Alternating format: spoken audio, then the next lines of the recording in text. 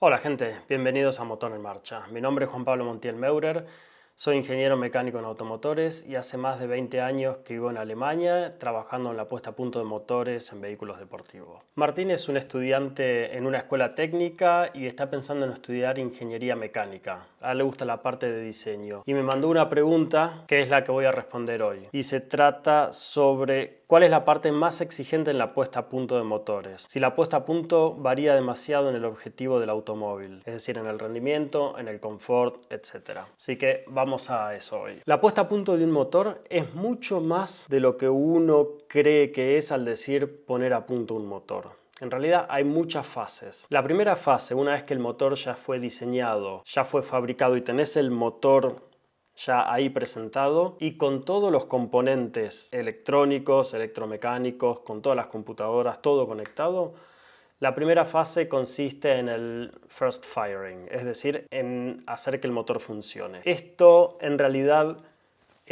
suena muy fácil. Aquí en esta primera etapa no estamos buscando ni hacer eficiencia ni nada que tenga que ver con eso. Simplemente queremos asegurarnos y queremos ver que todos los componentes montados en el motor funcionan y se comunican entre sí. Es decir, que las distintas computadoras reconozcan los componentes.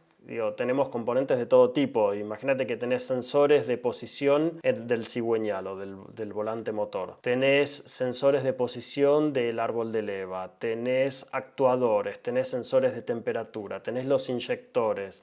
Tenés un montón de sensores y de actuadores. Todos ellos tienen que transmitir la información a la ECU, a la computadora central que gestiona el motor, y la ECU tiene que mandar las órdenes a cada componente para que funcione de forma tal que el motor arranque y funcione. No importa cómo, pero que funcione. Es decir, los inyectores tienen que funcionar, sensores de posición del árbol de leva tienen que dar la posición exacta del árbol para que no haya interferencias de válvulas con el pistón. Este first firing es en realidad difícil porque hay muchas cosas que entran en juego y es un punto clave en el proyecto. Muchas veces el proyecto tarda un mes entre que tenés el motor y tratás de que funcione por primera vez. Simplemente porque hay muchos componentes, muchas cosas que no se comunican bien y tenés problemas de todo tipo.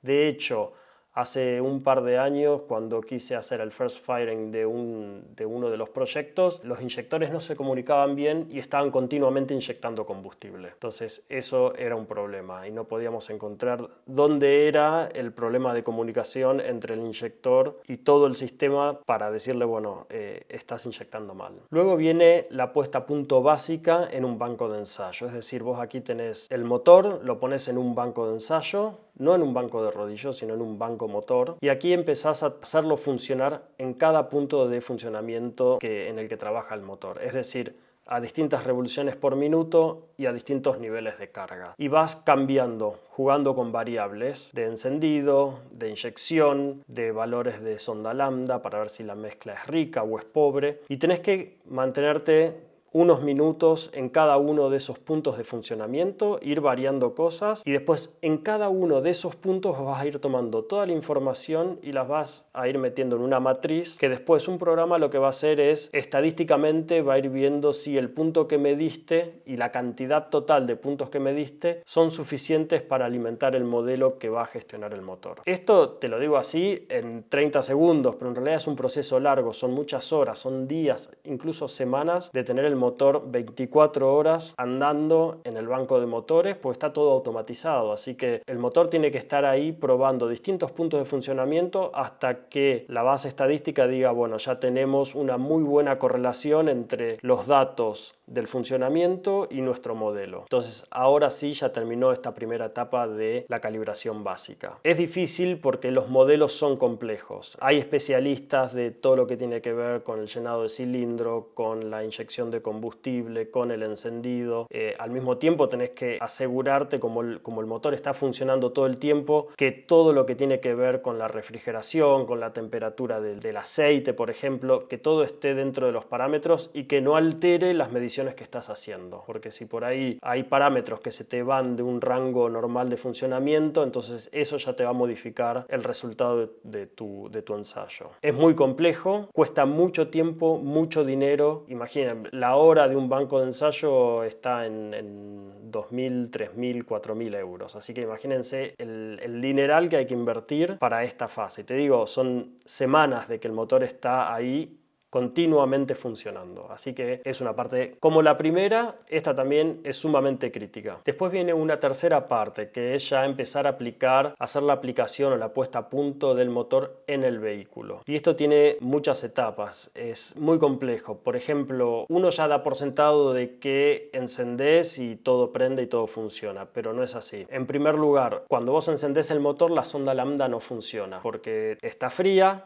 no está en la temperatura de funcionamiento y además el motor produce mucha agua condensada dentro del cilindro y en los conductos del escape, y esa agua condensada primero se tiene que evaporar, pues si no son pequeñas gotitas que golpean sobre la sonda lambda y la pueden romper. Entonces los primeros 30, 40, 50 segundos vos no estás utilizando la sonda lambda y estás pensando en la cantidad de aire que ingresa en el motor, la cantidad de combustible que estás inyectando, pero no hay una sonda lambda que te diga estás inyectando mucho combustible o poco. Entonces toda esa primera aplicación la tenés que hacer hasta que la sonda lambda esté en la temperatura correcta y te asegures de que no hay ningún tipo de vestigios de agua por medio de la condensación que puedan romper tu sonda lambda. Entonces eso lo tenés que hacer en el auto. Otra cosa que se hace en el auto es en tu paso previo, cuando dijimos que hacíamos la puesta a punto en el banco de ensayos, decíamos que teníamos que hacer la puesta a punto en distintos puntos de funcionamiento del motor. Bueno, ahora cuando estás en el auto, esos puntos no son estáticos, no es que estás todo el tiempo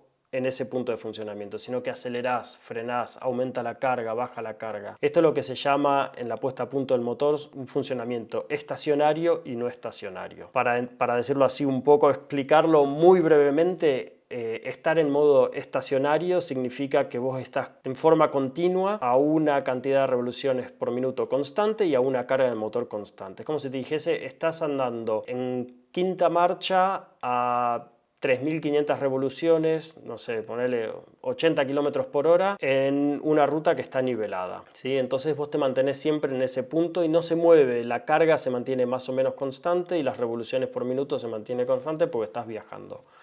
Ahora, si vos estás en la ciudad y tenés un semáforo que está en rojo, pasa a verde, acelerás, ahí ya no estás en forma estacionaria, pues estás continuamente pasando de marchas, aumentando la velocidad, caen las revoluciones por minuto, vuelven a aumentar, volvés a hacer una marcha, tal vez viene una pendiente que querés entrar al estacionamiento de un supermercado, entonces eso es no estacionario. Y bueno, hay que hacer toda la aplicación y la puesta a punto para esas condiciones de funcionamiento no estacionarias. Otra cosa, por ejemplo, que aplicamos en el vehículo es todos los vapores que están en el depósito de combustible. Es lógico que vos cargas combustible, el combustible es líquido, pero también tiene vapores. Entonces, nosotros no queremos que esos vapores se vayan al medio ambiente, es todo un sistema cerrado, y no queremos que al abrir el depósito de combustible para cargar combustible, todos esos vapores, que es combustible de muy buena calidad, salgan al medio ambiente. Lo que queremos hacer es utilizarlos en el motor. Y para eso lo que vamos a usar es un filtro de carbono activado, que lo que va a hacer es absorber todos esos vapores que están en el tanque de combustible y que se están generando continuamente, ¿sí? Porque tenés que pensar que el tanque de combustible levanta temperatura, porque hay combustible que vuelve del motor al tanque, que está circulando de forma continua.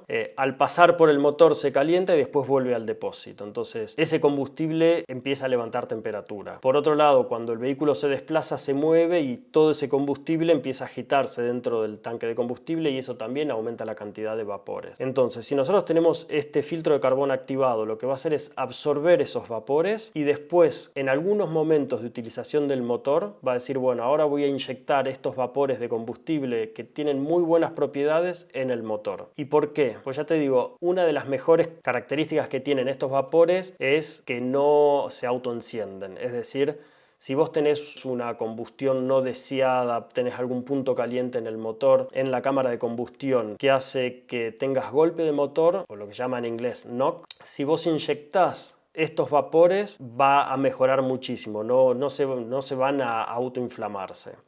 Entonces, si no se van a autoinflamar, vos tal vez podés modificar tu encendido para que sea óptimo, ¿sí? Porque al ser óptimo, corres el riesgo de que haya autoencendido. Pero bueno, si vos tenés esta posibilidad de inyectar vapores porque sabés que no se van a autoinflamar, entonces hay ciertos momentos en donde si vos ves que empezás a tener problema de autoencendido, decís, bueno, voy a empezar a inyectar más de estos vapores. Bueno, esto lo tenés que hacer en el auto, no lo podés hacer en el banco. Otra puesta a punto que se hace en el vehículo son las emisiones, que empezás haciéndolas en un banco de rodillo con un perfil de velocidades ya estipulado por ley o por lo que son las reglamentaciones, y vos tenés que ir acelerando de forma tal de seguir ese perfil de velocidades ya preestablecido. Y en el escape obviamente se están midiendo todas las emisiones que tenés. Eso tenés que calibrarlo, hay funcionalidades para optimizar todo lo que tiene que ver las emisiones, y después lo vas a hacer en banco obviamente frente a las autoridades de los mercados en donde vas a vender el vehículo, pero después también vas a hacer emisiones reales en la calle. Así que todo esto lo tenés que hacer también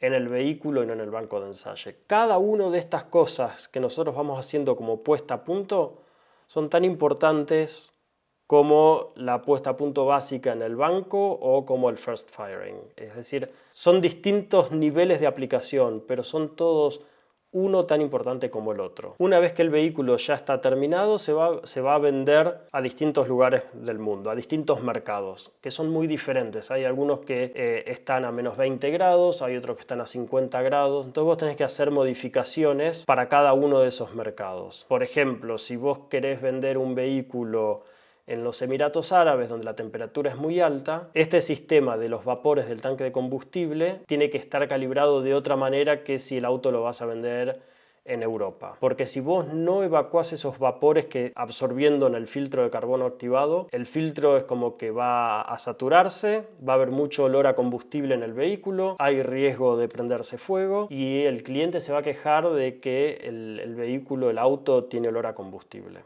Entonces, para este tipo de mercados vos lo que tenés que hacer es evacuar lo más rápido posible todos esos vapores del filtro hacia el motor. Mientras que si vos estás en Europa, no sé, tal vez en un país escandinavo en invierno a menos 20 grados, eso no es un problema. Lo que quiero decir con esto es que más allá de que la calibración esté hecha, después tenés que para ciertos mercados hacer ciertas modificaciones que se adapten a la utilización o al medio ambiente en el que el vehículo va a operar. Un poco para resumir todo esto, las etapas son varias y en realidad no hay una etapa más importante que la otra. Es decir, una etapa depende de la previa, pero son todas, absolutamente todas, una tan importante como la otra.